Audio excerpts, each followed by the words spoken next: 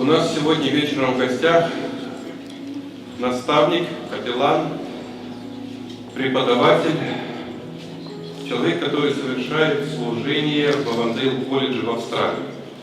В настоящее время он преподает на магистерской программе, на программе молодежного служения здесь, за Окском. Это доктор Веин Френч. Сегодня он будет служить словом, завтра также он будет проповедовать на этом месте. Доктор Френч, добро пожаловать.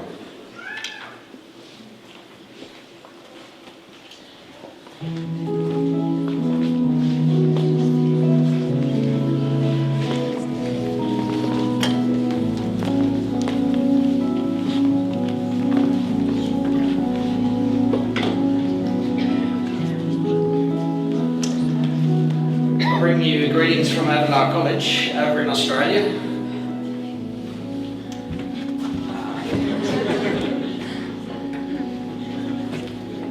Добрый вечер. Сразу хочу передать привет от нашего института в Австралии. I was very excited when I looked and when I saw all the young people that were leading in the worship. Я сегодня смотрю, сколько много молодых людей участвуют в богослужении. Замечательно просто. And by the way, you guys sing really, really well, particularly you two. И поете вы тоже хорошо, особенно вы двое. Yeah, thank you very much. Wonderful. Спасибо, хорошо вас видеть. Today I wanted to take you back into the times of Jesus Christ and even before that time. А сегодня мы вернемся с вами во времени до Христа и даже еще дальше. And one of the things that happened in Jesus' day and even before, going right back to the beginning of Israel. И мы посмотрим то, что случилось в его жизни, посмотрим то, что случилось в жизни раннего Израиля. Is that the Jews had a custom as they prayed. Конкретнее говоря, у евреев был обычай такой во время молитвы. And maybe what I'll do is I'll put some things up on the screen, and some of it will be in English, and we'll read it in Russian. Я, вероятно, покажу какой-то материал на экране, выведем, и там на английском, конечно, будет, но мы прочитаем по-русски.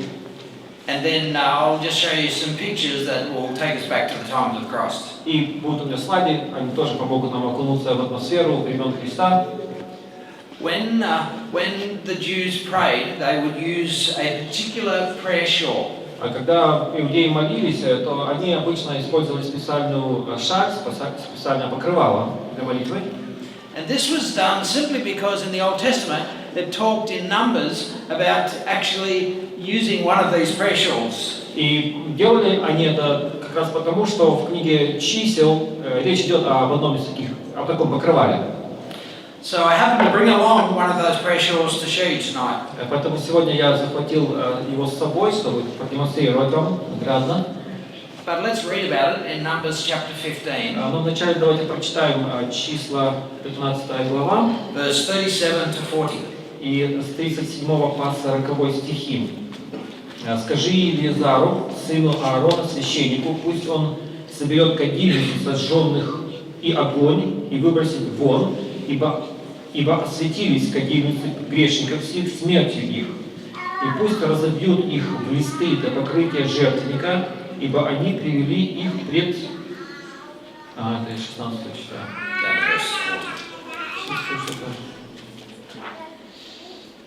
Еще раз всегда хорошо прочесть. «И сказал Господь Моисею, говоря, объяви сынам Израилю и скажи им, чтобы они делали себе кисти на краях одежд своих в роды их, и в кисти, которые на краях, вставляли нити из голубой шерсти.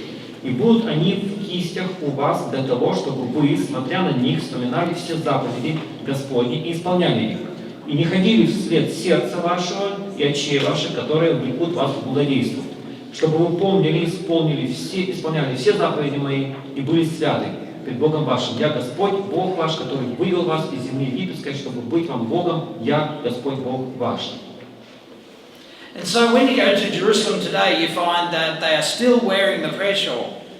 И вот в Иерусалиме до сих пор эти покрывала в ходу. So, why do they wear the prayer shawl? What can we find, what can we discover about prayer looking at this piece of material? Итак, а зачем они используются? Вот что мы можем узнать нового о молитве, глядя на этот предмет? There were actually two sizes of prayer shawl. This is the large size, and this was worn over the head, just like this. Но эти покрывала, они существуют в двух видах, двух размеров. Это больший размер, и вот таким образом оно надевалось.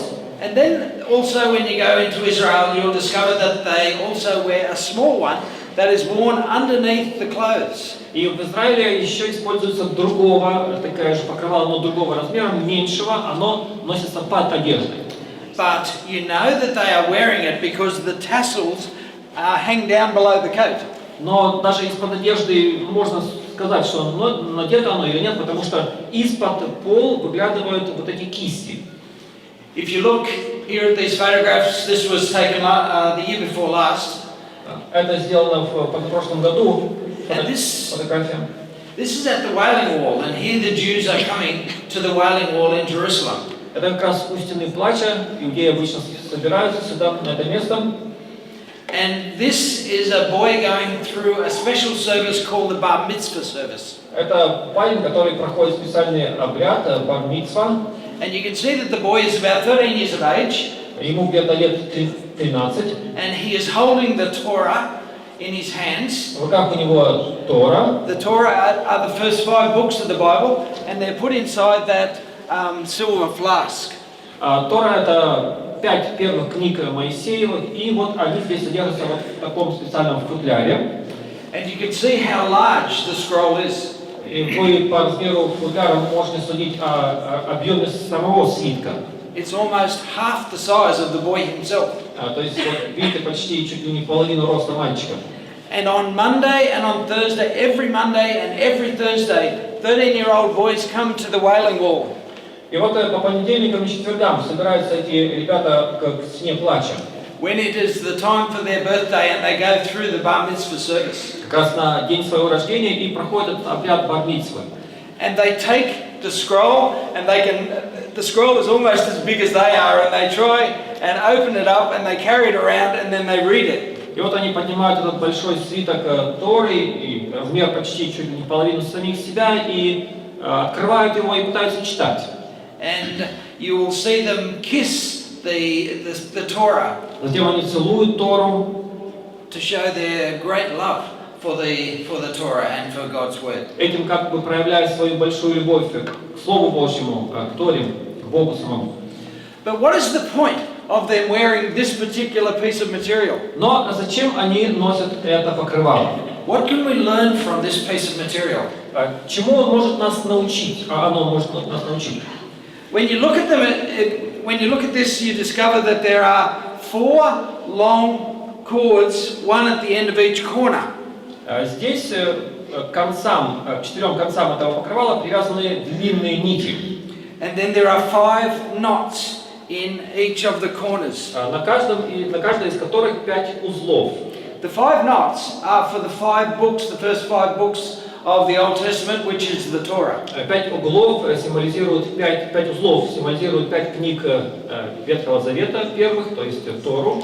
And then there are 8 strings that are coming out of those 5 knots. И из этих 5 узлов вот выходят 8 нитей. And usually one of those strings is blue and the others are white. This one they're all white. Обычно одна нить голубая, остальные белые, но здесь все белые. So what does this all symbolize? Ну и зачем все это нужно? You find that this is a symbol, certainly of the Torah, and then it is a symbol of you being surrounded by the 8 strings, you being surrounded by the presence of God. Ну, понятно, что мы уже сказали, что 5 узлов это Тора, а эти нити это мы с вами, окруженные Божьим присутствием. So the corner is actually symbolizing your connection with God. А угол это символ нашей связи с Богом. I talked to the Jewish what's his name?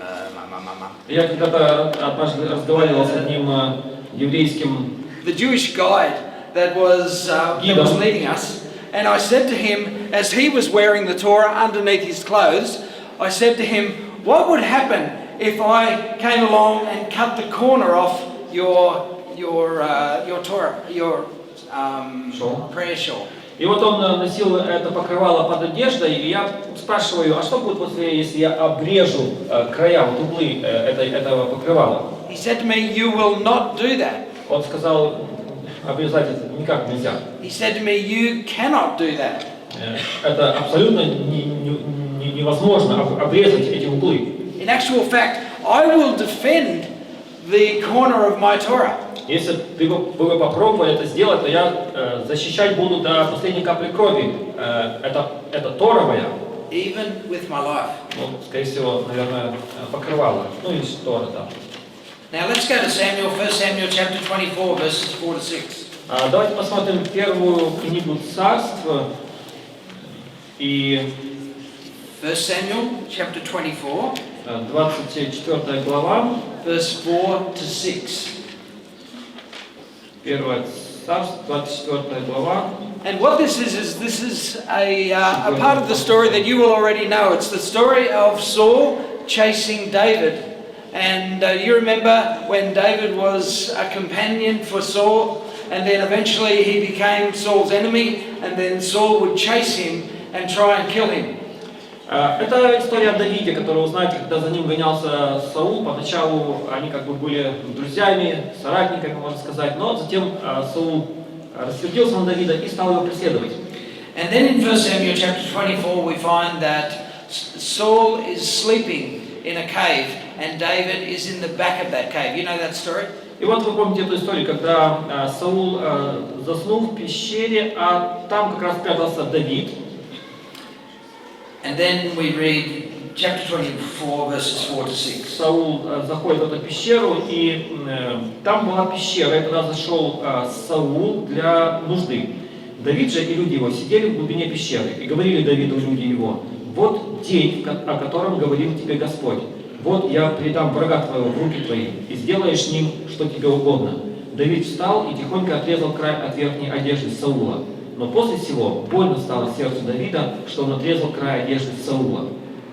Now, with the knowledge that you now know about the prayer shawl, all of a sudden this becomes a different story. И вот теперь, когда мы разобрались, для чего использовалось, какое значение имеет это покрывало, эта история становится нам понятнее. Because you discover that David, he repents and he is very sorry that he has cut the corner off Saul's robe. Здесь Давид расстроился, ему больно стало все-таки то, что он сделал, он отрезал эти края одежды Саула. Saul, of course, being the king of Israel, was wearing a prayer shawl, as they all do. И, конечно же, будучи царем Израиля, Саул также носил вот это молитвенное покрывало, потому что это был обычай царей. So when David cut the corner off his prayer shawl, you discover that all of a sudden David becomes repentant. And David's men say, "Why are you repentant? You could have killed the man and you saved his life.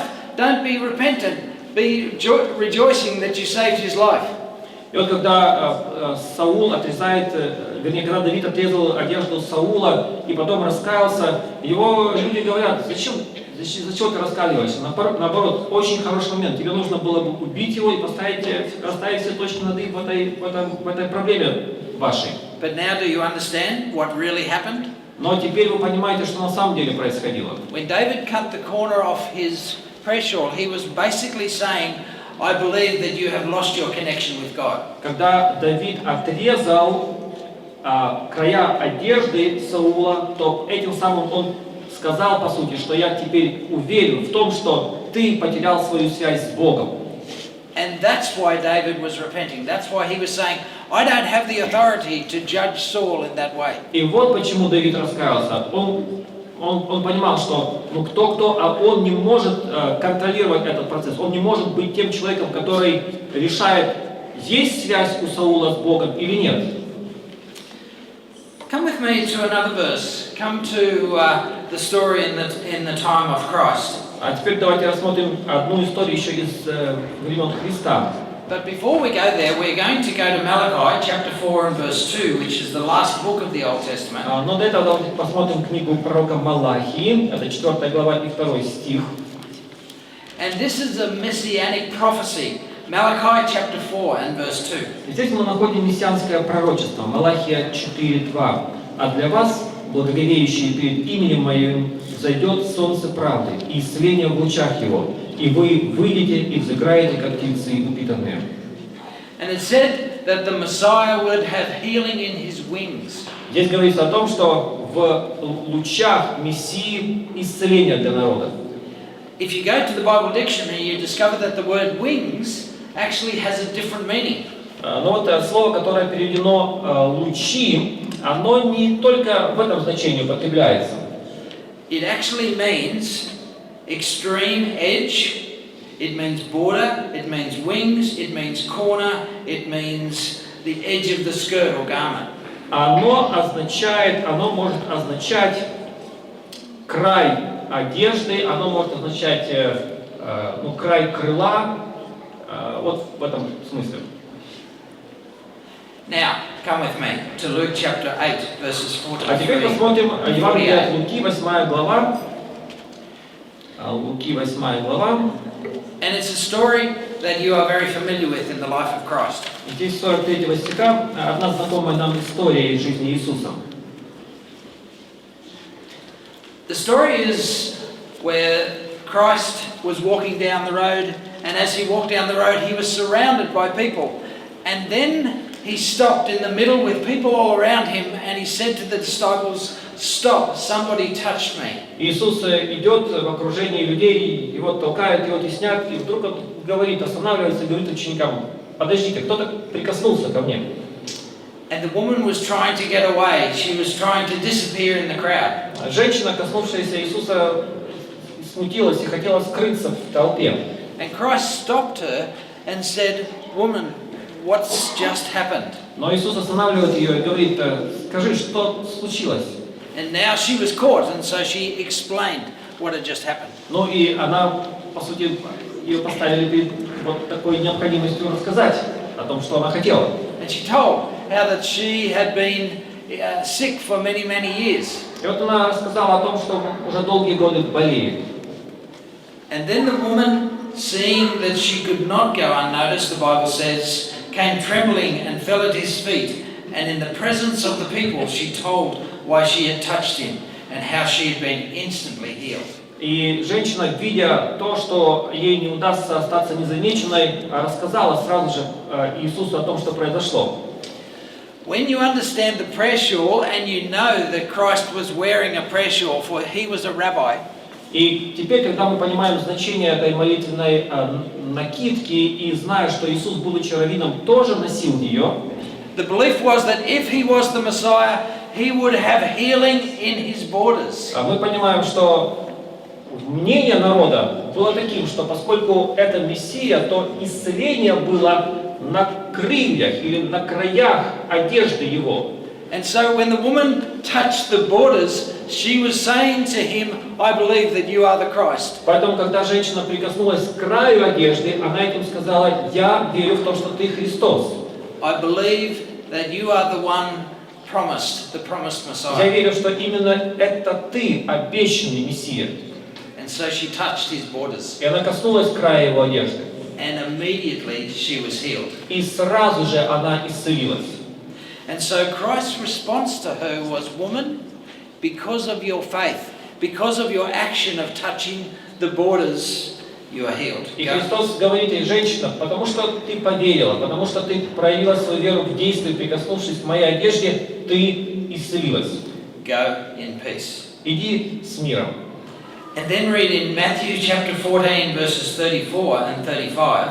И еще одно место, Матфея, 14 глава, 34-36. And when they had crossed over, Когда они перешли they landed at Gennesaret. через море, то вошли в землю Генесарецкую. And when the men of the place recognized Jesus, they sent word to all the surrounding country. И когда люди тамошние узнали Иисуса, они рассказали всем остальным. People brought all of their sick to him and begged him to let the sick just touch the edge of his cloak, and all who touched him were healed. И принесли к нему всех больных, и просили его, чтобы только прикоснулся к краю одежды его, и которые прикасались, исцелялись. So the prophecy was that the Messiah would have healing in his borders, in his edges. Итак, пророчество гласило, что исцеление, которое принесет Мессия, будет в лучах его или в краях его одежды. And the word of what the woman did, touching the borders, touching the edges and being healed, went out throughout the countryside. И когда женщина прикоснулась к краям его одежды и исцелилась из-за этого, слух об этом распространился стремительной быстротой. And so Matthew tells us that many people were healed just by touching the edges. И поэтому Матфей говорит, что множество народа исцелялось, только прикасаясь к краю его одежды. And there's something else when we talk about the prayer shawl. И еще есть одна особенность этой молитвенной накидки. If you add up all of the strings, you'll find that when you add all of them up together, you'll discover that there are 613. Если посчитать все нити, которые выходят из кистей этой одежды, то получается 613 нитей. And this means nothing to us, but to the Jews it means everything. Для нас, конечно, это число мало о чем говорит, но для евреев оно имеет большое значение. Because they believe that the Ten Commandments were expanded to 613 commandments. Потому что по их убеждению 10 заповедей были расширены до 613. So there was a lot of information on this piece of clothing. Поэтому, видите, простая как будто бы одежда, такая накидка, но очень много несет в себе информации. You remember Christ said in Matthew chapter 6:6, "But when you pray, go into a closet, into your room, shut the door, and pray that your Father who is in secret, and pray to your Father who is in secret, and your Father sees in secret and rewards you." Иисус, помните, сказал Евангелие от Матфея, 6 глава, 6 стих: «И когда молишься, войди в комнату твою и, закрыв дверь твою, молись Отцу твоему, который в тайне, и Отец свой, видящий тайное, воздаст тебе явно».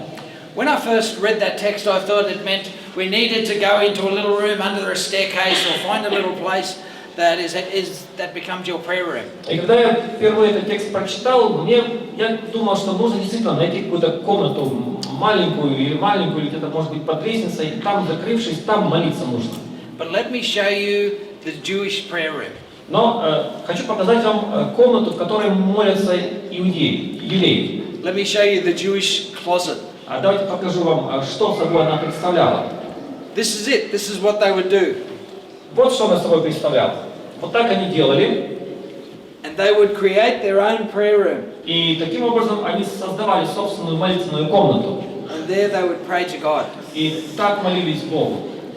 And when they pray, you find that they are praying and they're going like this. They're bowing up and down, and you wonder what they're doing. Иногда мы видим, что вот такие движения совершают колебательные вверх-вниз евреи в молитве, и иногда мы думаем, зачем это нужно? So I stopped them and I asked them, why are you doing that? Why are you bowing up and down? И однажды я спросил одного из них, зачем во время молитвы вы так вот постоянно кланяетесь? And they said, because we want every bone in our body to be part of that prayer. И он мне объяснил, что мы так делаем, потому что хотим, чтобы все естество наше, каждая часть, каждый орган, каждая кость нашего организма вот так вот соответствовали нашему стремлению глубокому молитве. And so we can learn so much from the ancient Jews from the time of Christ. Поэтому посмотрите, вот евреи времен Христа очень много могут нас сегодня научить. Why was prayer so important to Christ? А почему для Христа молитва имела такое значение? Imagine what it would have been like back in the Garden of Eden. You see, what happened in the Garden of Eden, the connection between God and man was broken.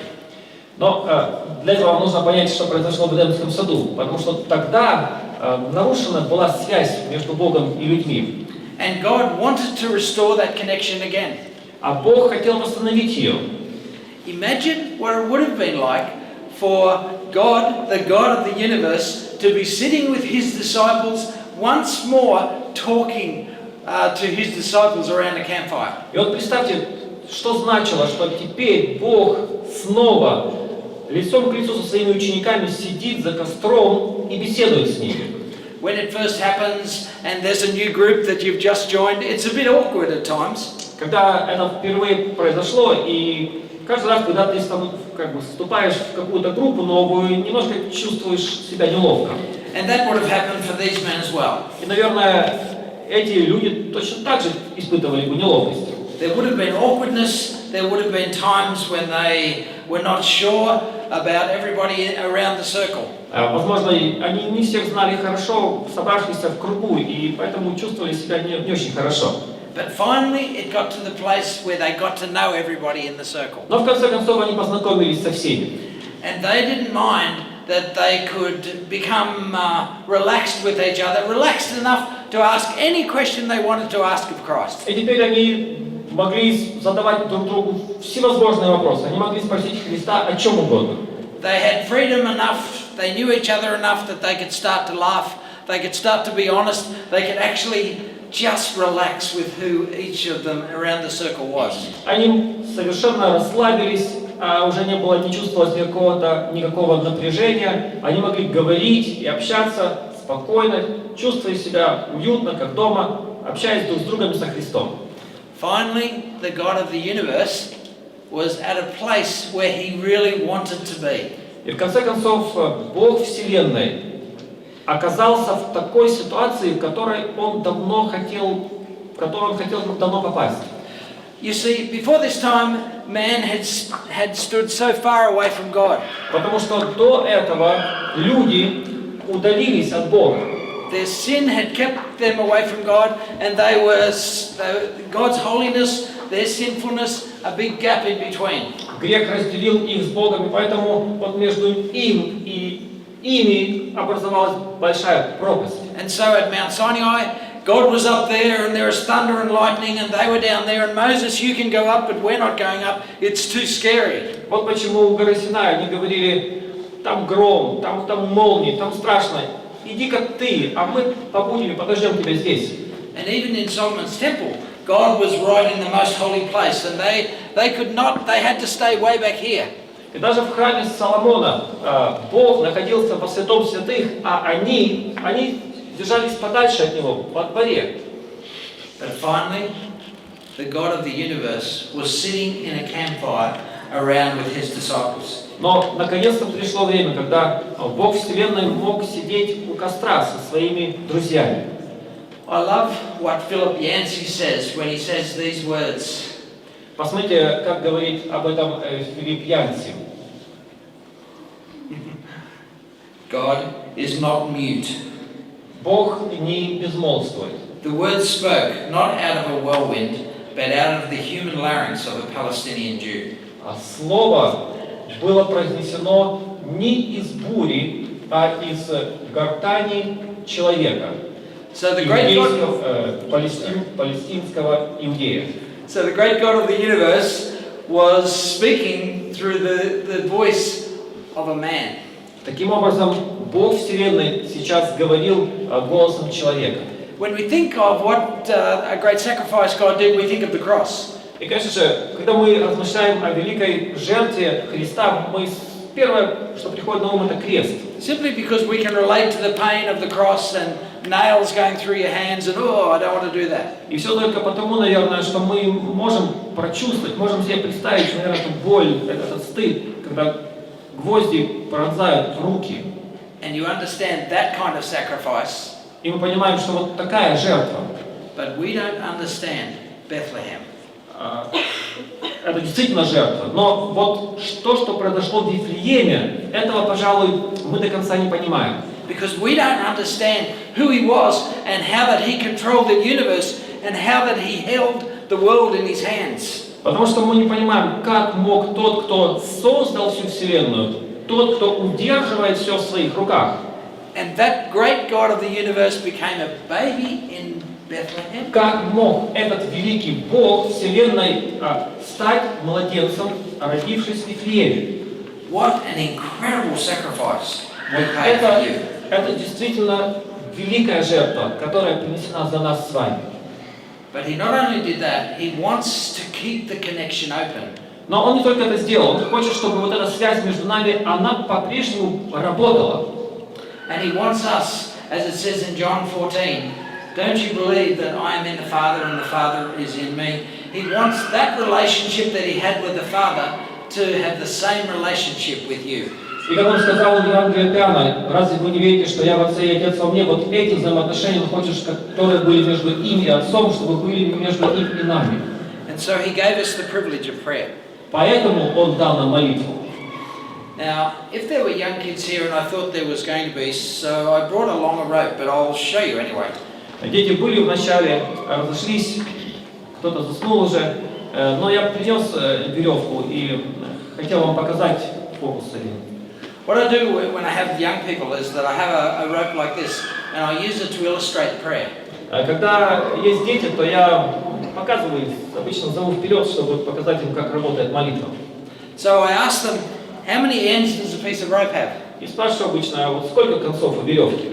And they say 2, Они говорят 2. and then I cut the 2 ends off. Я обрезаю оба And then I say to the young kids, what is 2 minus 2?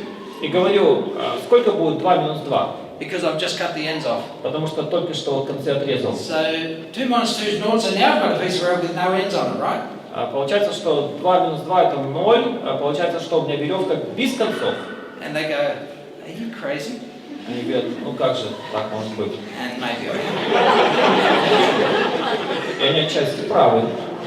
But Так не может быть. maybe maths works differently in Russia, I don't know. Но So математика, она везде математика. how many needles do we have in the piece of rope? Сколько у нас середин в этой веревке? So we take the middle Мы берем середину and we cut it. и разрезаем ее.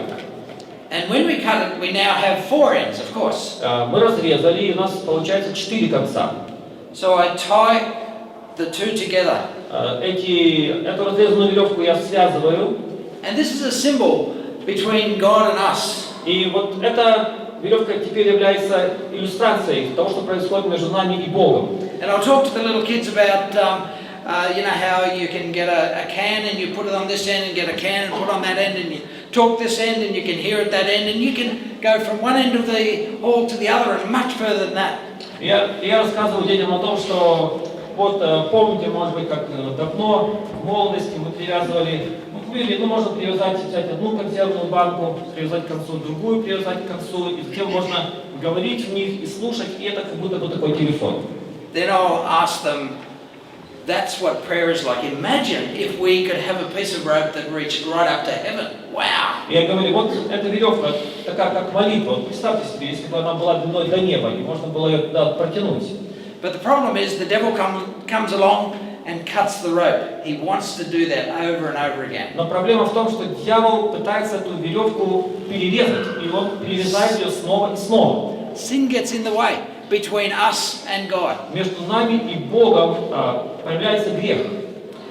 But God says to us, what He wants to do is wrap us in His hands. Но Бог что делает? Он как будто бы вот так вот обматывает нас в руках своих. And He reaches into His pocket and takes out the Holy Spirit and sprinkles it on our lives. И он лезет в карман и достает как будто бы соль Святого Духа и посыпает нас. And then we say, if we confess our sins, He's faithful and just to forgive us of our sins and to cleanse us of all И unrighteousness. тогда, если мы исповедуем грехи наши, то Он, будучи верен и праведен, простит нам грехи наши и очистит нас от всякой неправды. So He restores us back to one rope again. Поэтому Он восстанавливает нас в целую веревку снова. And that's the way it happens. That's the way God is with us. Вот так вот Бог поступает с человеком. It's amazing how that God restores you and God restores me. А вот что удивительно, что Бог восстанавливает меня и вас. That's what prayer is. God wants that kind of connection with you. А вот чем по сути является молитва. Бог хочет, чтобы такие у нас были с Ним взаимоотношения. Have you ever thought about prayer? Вы когда-нибудь думали о молитве? Prayer is a crazy, crazy idea. Потому что сама идея молитвы, она не поддается человеческому осмыслению. Come on, you guys. You bow your head, you say a few words, and you think that you're connecting to the God of the universe? Вот, Come on. вот представьте, вот сама мысль о том, что мы склонили голову, сказали несколько слов, и что, сразу мы связались таким образом с Богом Вселенной? Вот это, и все? How crazy is that? Как такое может быть? Isn't it? Может такое быть? Well, no, it's not. Because the Bible says that I want to have so much communication with you that I will make the impossible possible. Такое может быть, потому что этот Бог говорит, что настолько я хочу эту связь с вами восстановить, что я могу сделать, что невозможное станет возможным. Prayer is an unbelievable gift that God has given to you. Молитва – это невероятный дар нам от Бога. You know, it's better than telecom or whatever your telephone system is.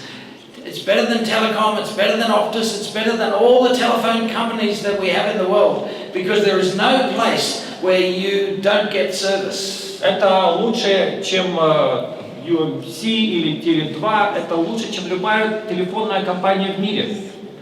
Perfect communication in every location in the world. How good is that? Она дает полное покрытие, отличную связь, где бы мы ни находились. You know, I can't even get a decent service in my own home in Australia at times. Иногда бывает так, что даже в Австралии я дома сижу и не могу нормально позвонить из-за покрытия плохого. Because the internet breaks down every now and again. Интернет выходит из строя иногда. But God wants to talk to you so much that He will never let the internet break down between you and Him. Но Бог так сильно хочет говорить с нами, что Он никогда не позволит, чтобы это интернет-соединение между нами нарушилось. And He's talking to 1 million of you or 2 million of you at one time. И в одну секунду Он может говорить с миллионами нас. Impossible? Absolutely. Это невозможно, кажется. Так и есть. That's because God is God. Но это возможно, потому что Бог есть Бог. What a privilege God has given us in prayer. Какое Он дал нам преимущество в молитве. And as I discover that what it says in John chapter 14 verse 20.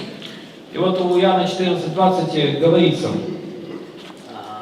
On that day you will realize that I am in my Father and my Father is in me.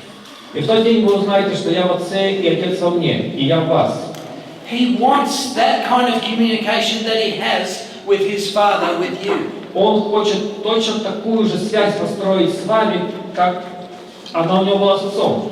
When the people in the area of Acts, when the disciples discovered that what Christ was saying was actual reality, И когда ученики поняли, что то, о чем говорит Христос, это на самом деле реально, when they discovered that all that he claimed to be was actually true, that he was the God of the когда они universe, поняли, что все то, чем он себя называл, на самом деле так и есть, что он действительно Бог Вселенной, they couldn't be stopped. их нельзя уже было остановить. There were plenty of Jews that were out to destroy them, that were out to kill them, but they could not be stopped. Множество иудеев хотело их уничтожить физически, но их нельзя было остановить уже. And so the message went out by the Jews to stop the Christians at any cost, and you must silence the Christians. Иудеи решили, что любой ценой мы должны заставить этих христиан замолчать.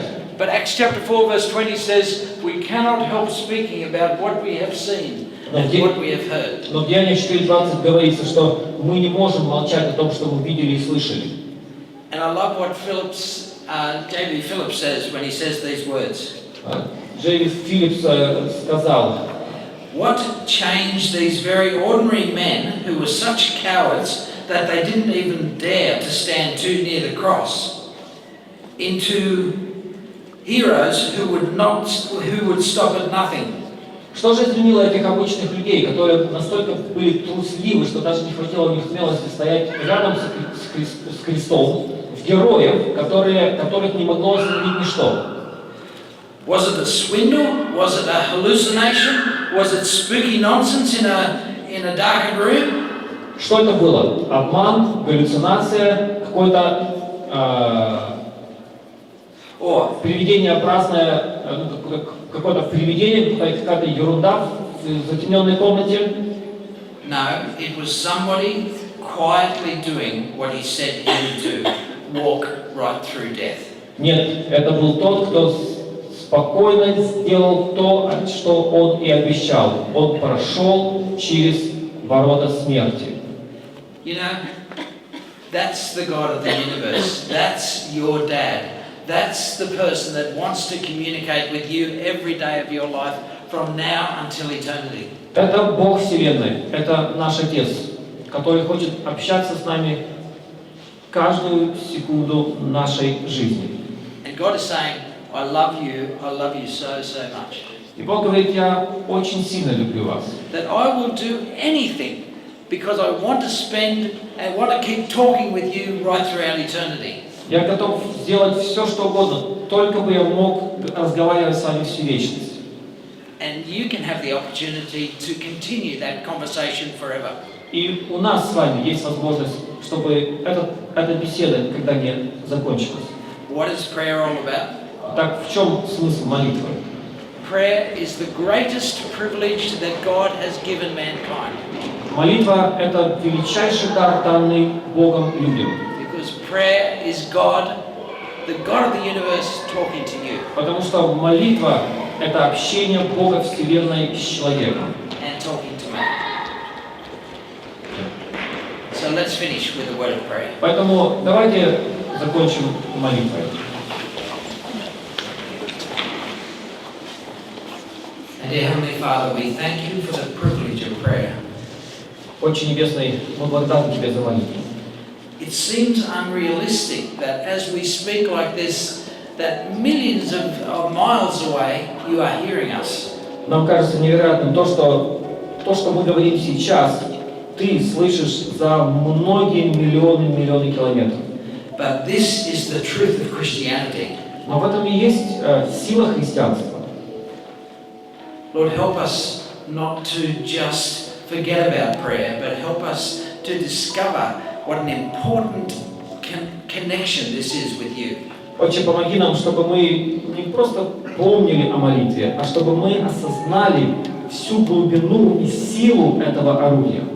And help us to understand that just like He lost connection in the Garden of Eden, He wants to restart that connection with every single person here in this room. Мы хотим понять, как сильно хочешь Ты это однажды нарушенное в Эдемском саду общение между людьми и Тобой восстановить.